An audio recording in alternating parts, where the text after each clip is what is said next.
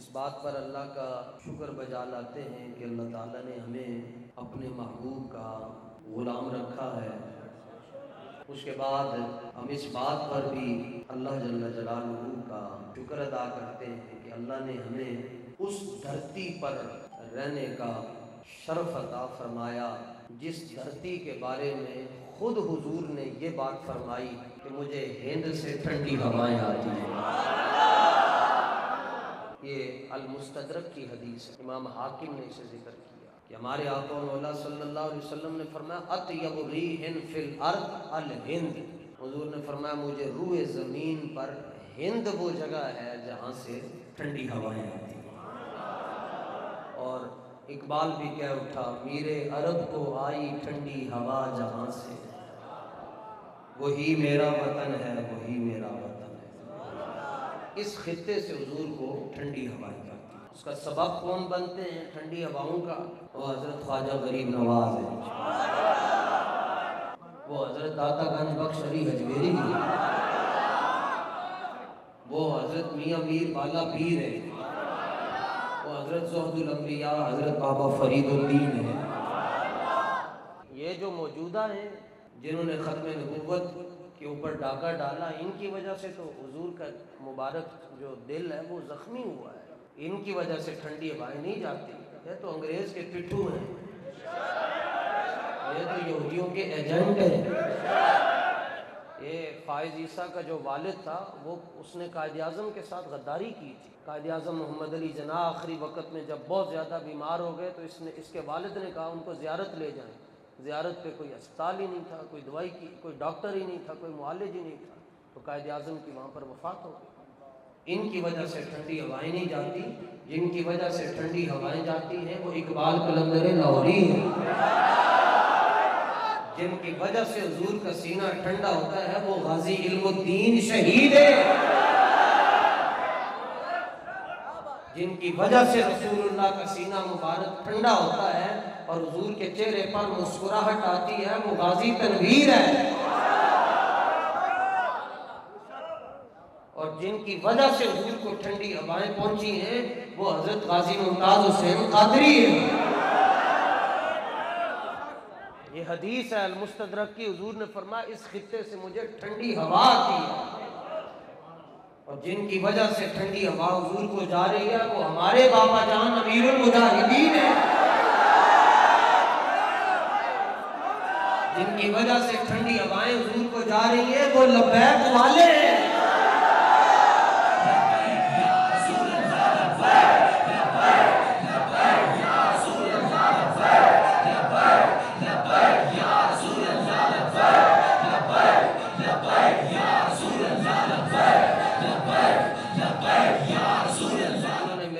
کو نوازا، جنہوں نے مرزائیوں کو سپورٹ کیا، ان کی وجہ سے تو حضور کو دکھ ہوا ہے۔ جن کی وجہ سے حضور خوش ہوتے ہیں وہ لوگ ہیں جو یہ کہتے ہیں مرزائی کافر ہیں۔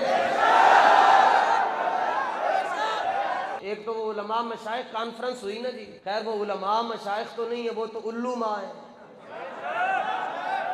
وہ جو پہلی لائن میں بیٹھے یہ علماء ہیں، ان کو علماء کہتے ہو؟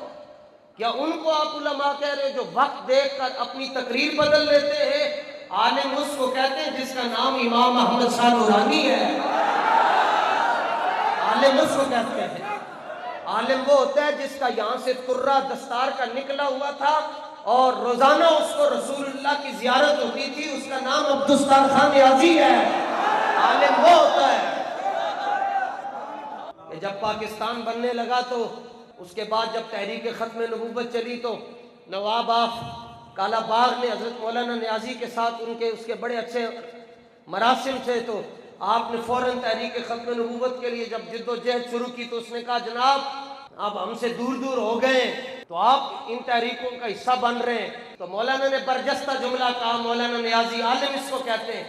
یہ جو سامنے بیٹھے ہوئے تھے یہ بھی عالم ہیں، لیکن حضور نے ارشاد فرمایا کہ جو سب سے اچھی مخلوق ہے وہ بھی علماء ہیں، اور فرمایا جڑی سب تو پیڑی مخلوق ہے وہ بھی علماء ہیں۔ یہ تو پیڑی مخلوق بیٹھی سی سامنے جنہیں کل 3 گھنٹے دے اندر اپنے مسئلے دسے جی ساڈے مدرسے دا مسئلہ ہے، ساڈی خانقاہ دا مسئلہ ہے، 1 منٹ بھی انہاں دی زبان دے اوتے ختم نبوت دا لفظ نہیں آیا، انہوں نے ایک بار بھی یہ نہیں کہا کہ جس ایک کمینے کی خاطر پورے پاکستان کا امن تباہ ہوا اس پر آرٹیکل 6 لگنا چاہیے، ایک بھی حضور کی ختم نبوت کے لیے نہیں بولا۔ کیوں؟ اعلیٰ حضرت فرماتے ہیں نور الہ کیا ہے؟ محبت حبیب کی۔ فرمایا جس طرح دودھ لوٹے کی بھی چنگا رکھتا، اسی طرح اللہ محبت رسول بھی ہر دن چ نہیں رکھتا۔ علماء اور مشائخ کانفرنس کا مزہ اس وقت آتا جب یہ کہتے جی سارے مولوی آ رہے ہیں اور جامع مسجد رحمت للعالمین کا خطیب علامہ حافظ سعد حسین رضوی بھی آئے، پھر پتہ چلتا۔ کہتے ہیں کہ علامہ حافظ انس حسین رضوی آئے، پھر یہ بتاتے جب پوری دنیا دیکھ رہی ہو تو پھر حضور کی عزت کا مقدمہ کس طرح رکھا جاتا ہے؟ جدو کھڑے ہون دی واری آئی ادو لمے پہ گئے۔ اقبال کہتا ہے خطر تابو توارا امتحان است۔ اقبال کہتا ہے اوکھے ویلے ہی تو پتہ چلتا ہے کہ جڑا کیڑا سی تے بزدل کیڑا سی، لمہ کیڑا پہ گئے۔ تو یہ علماء مشائخ بھائی وہ علماء مشائخ کانفرنس کس طرح ہو سکتی ہے جس میں ختم نبوت کے محافظین کو ہی نہ بلایا جائے؟ ویڈیو دیکھی ہے، مولوی جمائیاں لے رہے ہیں، کوئی ایسے کر رہا ہے، کوئی ایسے کر رہا ہے، کوئی اب جمائیاں لے رہے ہیں۔ تو بابا جی فرمایا کرتے تھے اور مولوی جنہاں دیا تقریریں سن کے تانوں جمائیاں آندیاں، میری تقریر کراؤ جی ایچ کیو دے اندر، شام کو پہلے دیکھنا کشمیر بھی تواڈے کول آ جائے گا، فلسطین بھی آ جائے گا، برما کا بھی مسئلہ حل ہو جائے گا، عراق کا مسئلہ بھی حل ہو جائے گا، شام کا مسئلہ بھی حل ہو جائے گا، ڈاکٹر عافیہ نے بھی واپس آ جائے گا۔ لیکن وہ تو نے پوچھی ہے امامت کی حقیقت مجھ سے۔ عالم وہ نہیں ہوتا جو وقت حکمرانوں کے سامنے ایسے ہو کر بیٹھا ہو۔ عالم اس کو کہتے ہیں کہ مجدد الفسانی کی گردن کو 32 پہلوانوں نے ایسے دبا کر نیچے کرنے کی کوشش کی تو آپ کی گردن نیچے نہ ہوئی تو وہ کہنے لگے جناب کیا کھاتے ہیں؟ فرمایا کھاتا پیتا کچھ نہیں ہوں، قوت سلطان و امیر از لا الہ، ہیبت مرد فقیر از لا الہ الا اللہ۔ علماء وہ ہیں جن کا نام امام احمد رضا ہے۔ یہ اس کو امام کہتے ہیں کہ کسی نے پوچھا امام دا سواد کدوں آندا ہے؟ تو سنو جی اعلیٰ حضرت دا جملہ فتاوی رضویہ شریف جلد نمبر 21 تے صفحہ نمبر 415 دے اتے جملہ لکھیا۔ کسی نے پوچھا جی حضور ایمان دا سواد کدوں آندا ہے؟ فرمایا جدو بندہ اس منزل تے پہنچ جائے کہ مومن نے کہے کہ ساتوں زمینیں اور ساتوں آسمان مل جائیں پھر بھی وہ رسول اللہ کی داڑھی کے ایک بال کی عظمت کو بھی نہیں پہنچ سکتے۔ انہوں نے سواد آ رہی ہیں، انہوں نے تو جمائیاں آ رہی ہیں بیٹھ کے۔ لیکن آرمی چیف صاحب کا یہ جملہ بڑا خوش آئند ہے جی، اس پر گفتگو ہونی چاہیے۔ آرمی چیف صاحب نے یہ جملہ کہا ہے کہ جو شریعت مصطفیٰ کو نہیں مانتا اور آئین پاکستان کو نہیں مانتا وہ پاکستانی نہیں ہو سکتا۔ اچھا جملہ ہے، جڑی گل چنگی ہوئے اسی کھل ڈول کے کہنے ہیں بھائی چنگی ہے۔ اے ویسے ہی ساڈے اوتے انہیں الزام لگ گیا جدوں تک زندہ ہوئے نہیں تھل سکدا کہ لبیک والے پیراں نوں نہیں مندے۔ میں کہا جلیا تو پیراں دی گل کردا ہے، لبیک والے تے منگولے دے کتے نوں بھی سلام کردے نے، پر ہوے کوئی حضور دی عزت تے گل کرن والا۔ اقبال کو کسی نے پوچھا میں جناب حضور دی گل کرو، اقبال نے کہا نہیں نہیں نہیں حضور دی گل بڑی ورا الورا۔ انہوں نے کہا نہیں پھر کوئی حضور دی کوئی زلف دی گل کرو۔ فرمایا نہیں نہیں حضور دی زلف دی کیا بات ہے۔ انہوں نے کہا جی حضور دے چہرے دی گل کرو۔ فرمایا نہیں ہو سکتی۔ انہوں نے کہا حضور دے نالین دی گل کرو۔ فرمایا نہیں نہیں وہ بھی بڑی ورا الورا ہے۔ انہوں نے کہا پھر کوئی اپنی گل کرو، کوئی دسو پھر کوئی تسی حضور دی کوئی گل بیان کرو۔ اقبال کہنے لگا نہیں ہوئے آ میں تنوں حضور دے درد دا جڑا صحن ہے نا صحن تے او دے جڑے ذرے مٹی دے ملتے انہوں دی شان دسا اینج گل ہوندی تاں ٹھنڈیاں ہواواں جا رہی۔ سنو جی اقبال نے کیا کہا۔ اقبال نے کہا تور موجے از غبار خانہ اش۔ اقبال نے کہا سن میں تینوں گل دساں۔ فرمایا تور پہاڑ ویکھے ہی جاندے ہونے کیا؟ ہاں جی۔ فرمایا کی ہے؟ او دے تے حضرت موسیٰ دے اوتے تورات نازل ہوئی، بڑا وڈا پہاڑ ہے قرآن دے اندر او دا ذکر ہے، بلکہ پوری سورت ہے۔ پھر بار بار جتھے موسیٰ علیہ السلام دا ذکر آیا کوئی تور دا بھی ذکر آیا، اللہ تعالیٰ دے نال ہم کلام ہوندے سن اوتے۔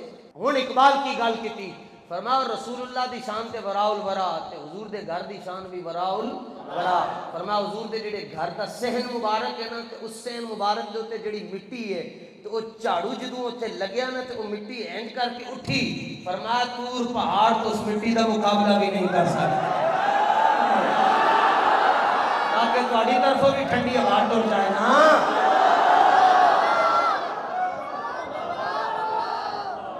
تے باقی رہ گیا حضور دا روزہ، فرمایا میں تینوں نہیں دساں گا، اے تو جا کے پوچھ کعبے کو، کعبہ رات بیت الحرم کاشا ناش، فرمایا مولویاں دا کعبہ ہے وے، پیراں دا کعبہ ہے وے، صوفیاں دا کعبہ ہے وے، زاہداں دا کعبہ ہے وے، نبیاں دا کعبہ ہے وے، تے کعبے کو جا کے پوچھ، کعبہ کہے گا میرا کعبہ ہے وے۔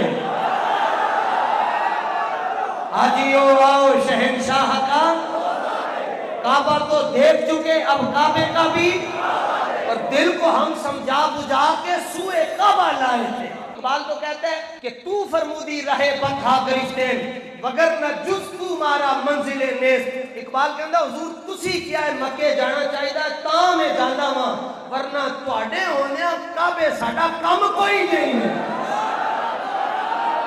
تسی کیا کہ کعبے جانا چاہیے مکے جانا چاہیے سی جانے ہاں، ہر لمحے کے بعد اللہ کی رحمت اترتی ہے، ایک نظر دیکھ لیں تو سارے گناہ معاف ہو جاتے ہیں۔ تو جب ہم وہاں پہنچے دل کو ہم سمجھا بجھا کے سوئے کعبہ لائے تھے، اور پھر دل ہمیں سمجھا بجھا کے سوئے جانا لے چلا۔